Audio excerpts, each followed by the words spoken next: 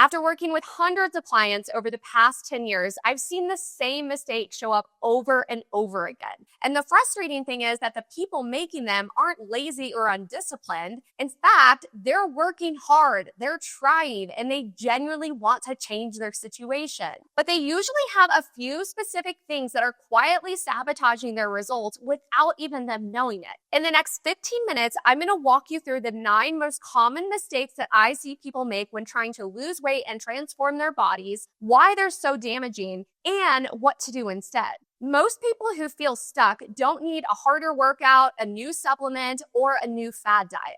They're usually making small mistakes throughout the process and some inconsistencies here and there that are canceling out everything that they're doing right. Hi, I'm Perry, a weight loss and body transformation coach and trainer with 10 years experience. And I've helped hundreds of clients lose weight, shed fat, and tone. I've seen these mistakes play out again and again, all before these clients start working with me. And I've helped them course correct so they can finally see the results they've been trying to get for years. Here are the 9 most common mistakes I see when people try to lose weight, shed fat, build muscle, and tone. I'm going to go through what they are, why they're so damaging, and how to fix each one so you can finally get results. Let's get into it. Mistake number 1, not priming and prepping the body before trying to lose weight. This is the mistake that sets up everyone to fail. And when most clients come into work with me, they're usually ready to slash calories and start losing weight immediately. Here's why this damages results. If your metabolism is already damaged from years of chronic dieting, yo-yoing, or underfueling,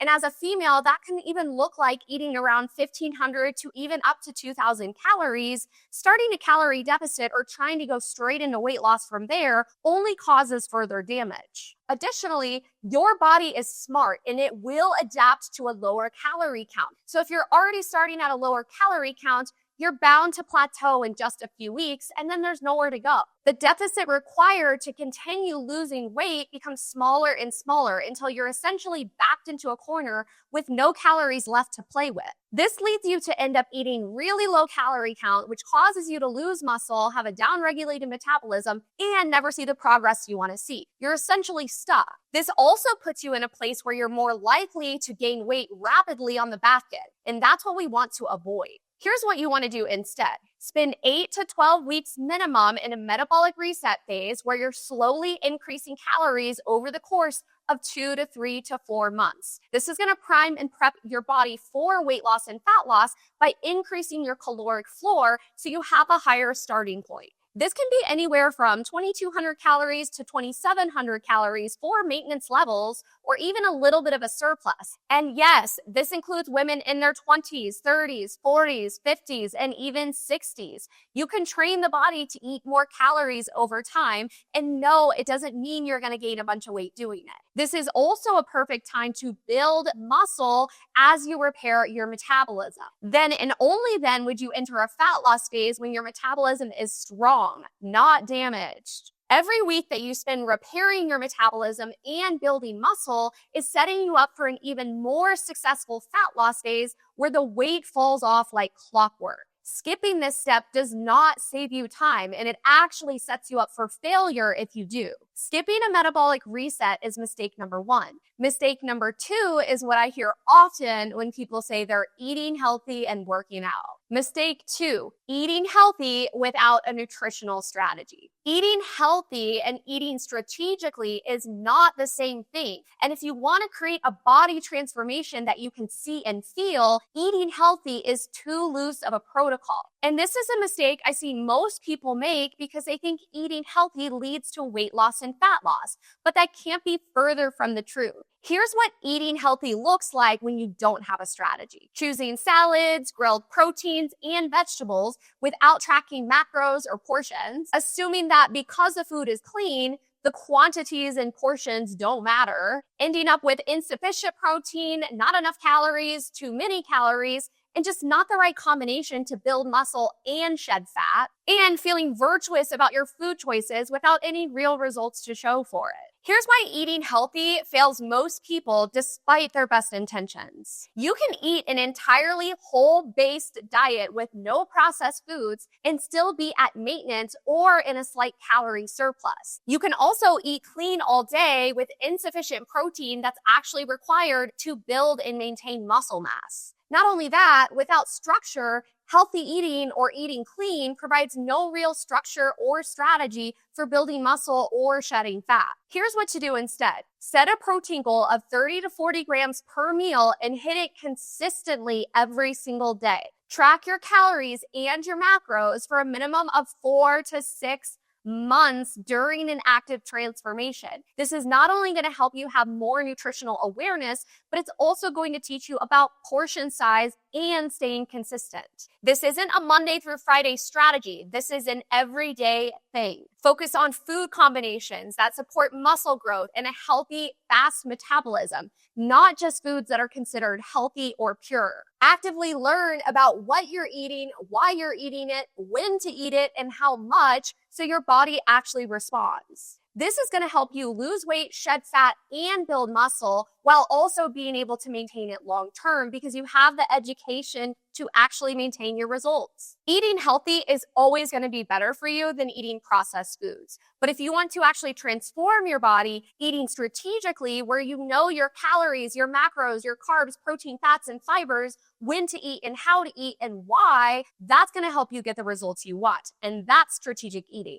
Eating healthy without a strategy and without proper consistency is mistake number 2. Mistake number 3 is one that most people are so proud of, so it's one that's kind of hard to break. Mistake number 3, doing too much cardio and not enough heavy strength training. This is false advertising that the fitness industry has been selling for years. The cardio classes, the boot camps, the yoga sculpts, the fitness classes, the circuit workouts, these all promise a lean, toned body, but the actual result is far different. And this is coming from someone who took and taught fitness classes for 8 years. And spoiler alert, it never changed my body. I never grew muscle. I never shed fat. I never transformed into the physique that I wanted. And coming from someone who's also run 2 half marathons that also never changed my body, this is why doing too much cardio doesn't produce the results that you want. High volume cardio without proper nutrition and recovery elevates cortisol. And we know that elevated cortisol levels can lead to more body fat storage, especially around the midsection. And while cardio can burn calories in the moment, the residual calorie burn after the workout is way less than strength training. And it also doesn't raise your metabolic rate, meaning it doesn't increase your metabolism over time. Excessive cardio can also increase your NEAT, which is your non-exercise activity thermogenesis. It's basically how you move throughout the day. Lastly, no amount of cardio is going to help you build the muscle underneath to create the toning and definition. So even if you did lose body fat from cardio classes, running, and doing 5Ks, there's nothing underneath to actually be revealed. Here's what to do instead. Make progressive overload style strength training your primary source of exercise. We're talking 3 to 4 times a week, and you should be training hard. Those last 2 reps should feel impossible, like you are going to die. Use cardio as a strategic tool to shed additional fat when and if the time is right, like a fat loss phase. But it shouldn't take over your primary source of exercise. And that includes fitness classes. Keep cardio moderate during a metabolic reset phase. We're talking 45 to 60 minutes a week. And lastly, measure your success in the gym not by how many calories you're burning, but by what you're building instead, aka your muscle. This is going to help you have more residual calorie burn later on without being so hyperfixated on how many calories you're burning in the moment. This is also why I don't really believe in tracking your workout on your watch. It doesn't matter how many calories you're burning. It matters what you're building. The people who do the most cardio or do the most cardio intensive fitness classes are rarely the ones who look the most toned and defined. Instead, the people who track their progressions by doing heavy strength training are. Cardio has its place, but it's not the most strategic form of exercise for transforming the body and being able to maintain your new physique. One of my clients was doing cardio 5 to 6 days a week for years. We're talking running, boot camps, etc. And yet her body still wasn't changing. She started working with me and we implemented a heavy strength training program surrounding progressive overload where she tracked her reps, she tracked her weight, and she tried to beat her score every single week. She made more progress with me in 3 months doing heavy strength training compared to the 3 years she spent doing cardio 5 to 6 days a week. Too much cardio is mistake number 3. Mistake number 4 is oftentimes silent, especially for those who eat healthy. Mistake number 4, underestimating how much they're actually eating. This is not a judgment, but it is one of the most well-documented phenomenon across all research and case studies as it relates to weight loss and fat loss. Most people, including highly educated and health-conscious people, are severely underestimating how much they're actually consuming on a daily basis. Here's what the research shows. Studies consistently show that people underestimate how much they're eating by 20 to 50%. Now, this isn't on purpose, but most people are consuming way more calories through calorically dense snacks and foods, larger portions than what they think they're eating, and the snacking throughout the day, which can obviously add up. And let's not forget about the BLTs. These are the bites, the licks, and the taste throughout the day. The result is someone who genuinely thinks they're in a calorie deficit, but in fact, they're eating at maintenance or even worse, a little bit of a surplus. And this is how that creeping weight gain can set in. Here are the most common hidden sources of extra calories: cooking oils and butter used in meal preparation, dresses, sauces, condiments, a handful of nuts, a bite of your kids' foods, and tasting things as you're cooking, alcohol, which is rarely tracked, and if it is, it's not always honest with the amounts, and healthy foods like avocados, nuts, granola, all of which are healthy, yes, but we just don't need that big of a portion. Here's what to do instead. I recommend weighing and tracking your food for a minimum of 2 to 4 weeks using a food scale, and I'm talking every single thing you put in your mouth so you can get an accurate representation and a baseline of where you're at. This also means logging everything from cooking oils to bites to licks to taste and everything in between. Approach this experiment as education, not as restriction, because without awareness, we can't change anything. The goal is to understand what you're eating and how much. At the end of the day, your body is likely not broken and your metabolism is probably okay too. But the average person is consuming way more calories than they think they are. And by weighing and tracking your food for a period of 2 to 4 weeks, every single thing that you're putting in your mouth, it's going to give you way more awareness of where you're at and how to course correct from there. Because at the end of the day, most people are just simply eating more than they think they are. Underestimating your food intake is mistake number 4. Mistake number 5 is really common, especially amongst people who are already pretty active. Mistake number 5, strength training without progressive overload. Showing up to the gym and working out is always going to be better for your health than not. But showing up and doing relatively the same workout every single week is just going to produce the same body. And this is one of the most common things I see in people who are already working out regularly. Here's what strength training without progressive overload looks like. Using the same or similar weights for the same exercises for weeks or months or even years with no progression, rotating randomly between different workouts or even strength-based fitness classes without actually tracking your reps and your weights, choosing weights that feel hard and challenging, which is good, but if they're not hard enough, as in the last 2 reps feel impossible and you feel like you're birthing a child, it's probably not going to work the way you want it to. And lastly, with no record of the previous session, there's no benchmark to improve from there. Here's why this approach doesn't give you the results that you're looking for. Your muscles adapt to a stimulus and stop responding after just a few weeks. After that adaptation happens, you end up just maintaining your physique, not changing it. And without a new challenge, there's nothing to signal for you to continue growing muscle. And without more muscle, there's no improvement to your basal metabolic rate or your body composition. You're basically just staying the same. Here's what proper progressive overload actually looks like. A thoughtful, structured program that can be followed week after week, and you can track performance accordingly. Logging every single weight, every single rep, and beating your score every week with proper form, tempo, and mind to muscle connection. You also need proper nutrition to build the muscle. And this goes well beyond just eating 1 gram of protein per body weight. You need adequate calories, proper carbs, and the right combinations of food and training stimulus to get the end result you're looking for.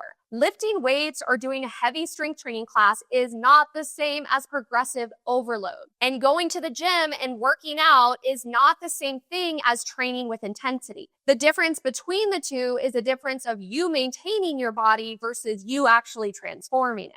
Training without progression is mistake number 5. Mistake number 6 is one that tends to come up in most social situations. Mistake 6, normalizing alcohol as a part of a healthy lifestyle. Now, don't come for me, but this is the one that tends to generate the most pushback. But I'm going to walk you through what the data actually shows so that you can make the most informed decision. Here's what alcohol does for fat loss and for your overall body composition. Alcohol is treated as a toxin, so your body's going to prioritize metabolizing that over everything else. And while alcohol is being processed, fat oxidation stops, which means your body is no longer burning fat. Alcohol also disrupts your sleep quality, even if you feel like it makes you fall asleep faster. And we all know that poor sleep elevates cortisol and increases ghrelin, which is your hunger hormone. This can lead you to overeat the next day. Alcohol also lowers your inhibitions around food choices, making you more likely to overeat, snack, and also have cravings. Alcohol also impairs muscle protein synthesis, which will affect your recovery and your ability to grow muscle from your strength training sessions. Here's what a realistic approach looks like so that you can also keep your social life while reaching your fitness goals. During an active fat loss phase, limit alcohol to 1 beverage per week. Account for it daily in your tracking, which also means pairing it with other foods to help complement this choice. This can look like keeping carbs and fats lower throughout the day to account for 1 or 2 beverages at dinner. Understand that there will be days that you choose to be social over transforming your body. Call it a wedding, a party, or maybe you being on a beach vacation in Mexico.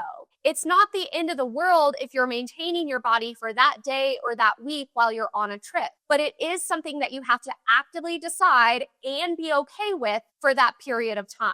It all comes down to desire and sacrifice and what you really want for yourself. Look, I get it. People like to drink, and I'm not telling you to never drink alcohol again, but you do have to be honest with your decisions and take a good hard look at how it might be affecting your progress or lack thereof if you are having several drinks a week. Because at the end of the day, the answer is usually in the wine glass. Normalizing alcohol is mistake number 6. Mistake number 7 lies in almost every fitness tracker that people are wearing. If you're recognizing several of these mistakes in your own approach, hit subscribe. I post weekly videos showing you exactly what's sabotaging your progress and how to fix it. We've got 3 more mistakes to go, so let's get into it. Mistake 7. Treating 10,000 steps as the primary fat loss strategy. Step count goals are all the rage, and they're heavily pushed as a fat loss strategy. And while walking and moving throughout the day is great, yes, it's not a magic wand for transforming the body. Here's why 10,000 steps alone doesn't create an impactful transformation.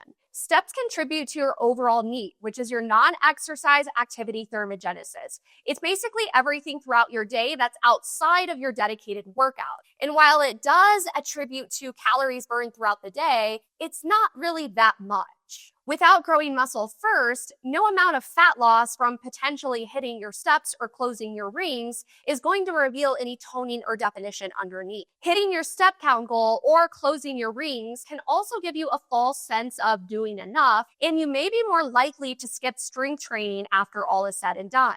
Lastly, the relationship between hitting your step count goal or closing your ring isn't necessarily correlated with weight loss and fat loss. Here's how you should use a step count goal. Think of it as your daily movement minimum that can support your metabolism, not something that replaces your primary form of exercise, which should be heavy strength training. Then you can strategically increase your step count goal during specific periods of time, like during a fat loss phase. This is going to help you create additional caloric burn in a moment where you need it more. Make it a goal to hit 6 to 10K steps no matter what as your daily minimum baseline. Just know it shouldn't be an obsessive goal or a replacement to your primary source of exercise. Closing your rings every day or hitting a step count goal is always going to be better for your health than sitting sedentary all day, but it's not enough to transform the body. The people who build the bodies they actually want are the ones in the weight room that are doing heavy strength training with progressive overload, have adequate nutrition, and a proper recovery strategy, not the ones who are just closing their rings.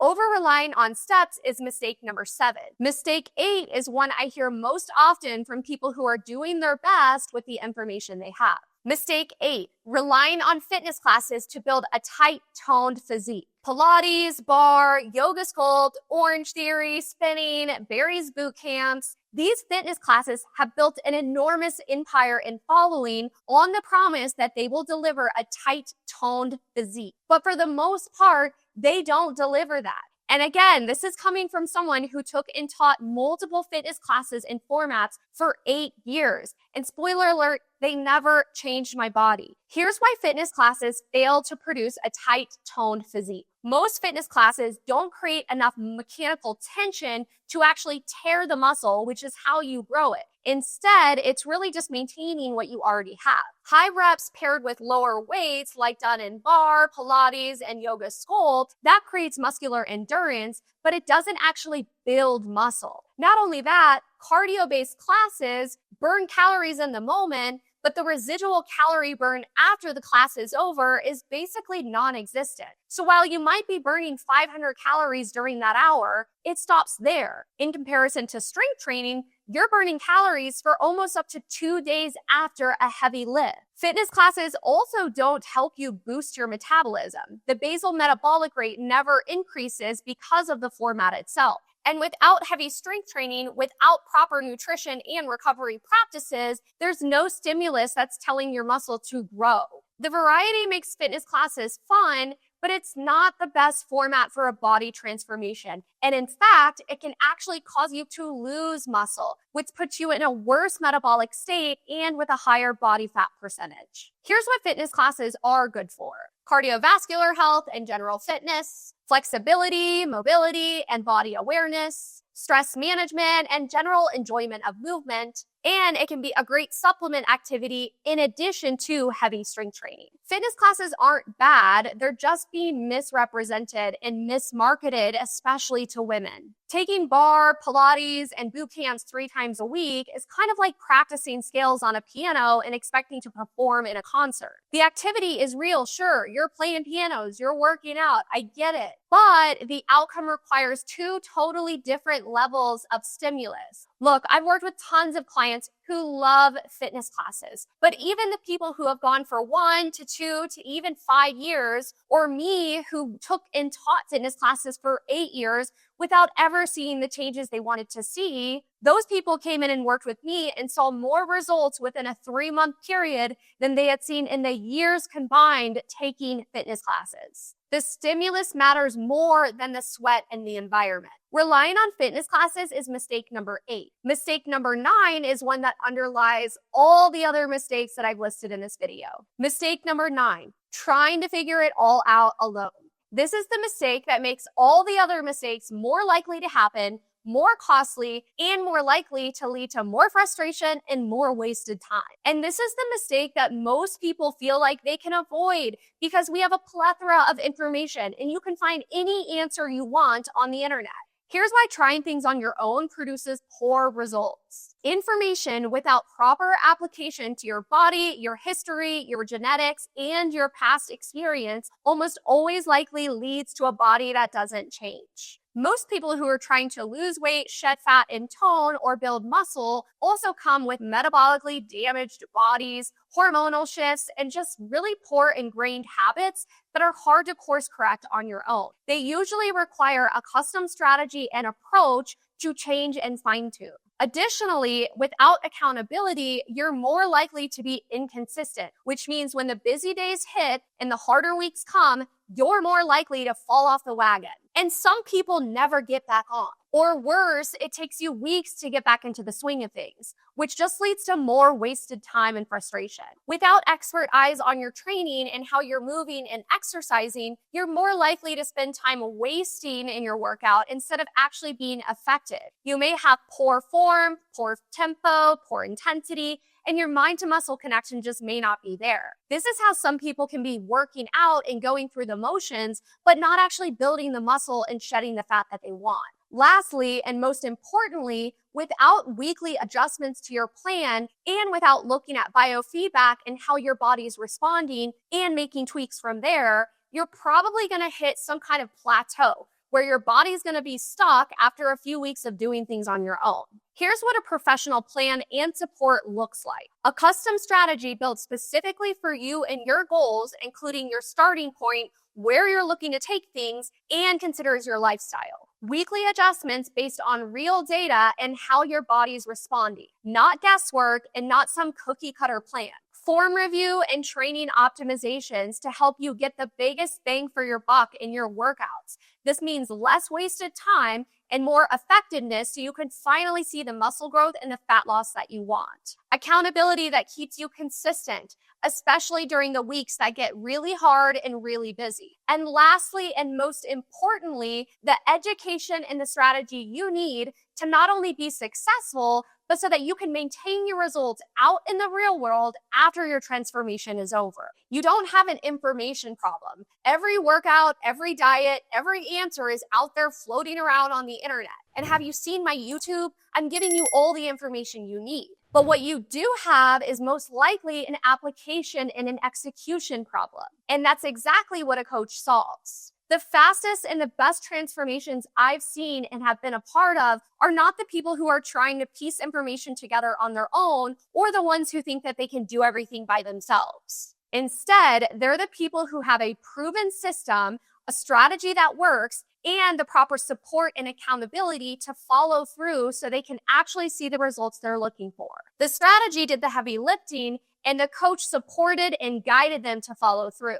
The common thread across all 9 mistakes. Looking at this list, every single mistake comes back to the exact same core issue.